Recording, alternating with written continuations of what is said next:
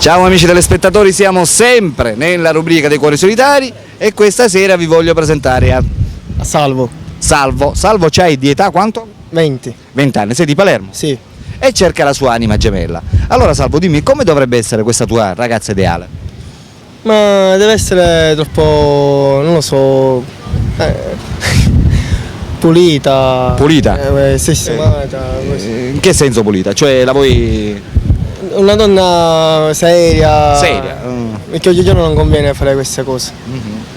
Esatto, dovrebbe lavorare? Sì, Cioè la vuoi che lavori? sì. E poi un'altra cosa, l'età?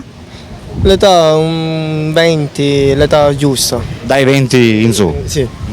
L'altezza? L'altezza è 1,20 m, una cosa di questo. 1 metro e? E qualche cosa. E 1 metro e quanto? 20. 1,20 m? Sì. Cioè la vuoi da 1,20 m a salire?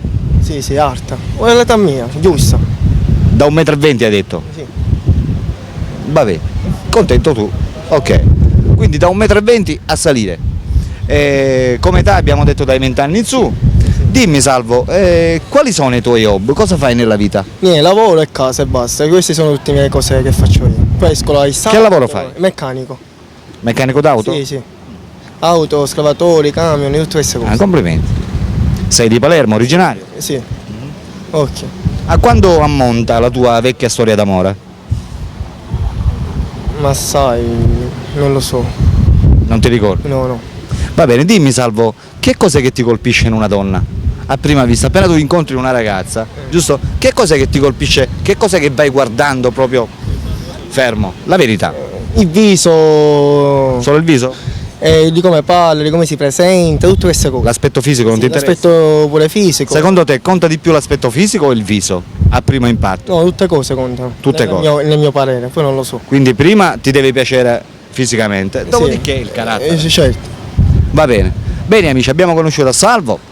Perché per le ragazze che fossero interessate a Salvo possono rivolgersi sempre a noi, Strano Amore Siciliano, chiamando i nostri numeri in sovraimpressione. Ciao da Alberto. Ciao da. Salvo, ciao. Ciao amici, a dopo.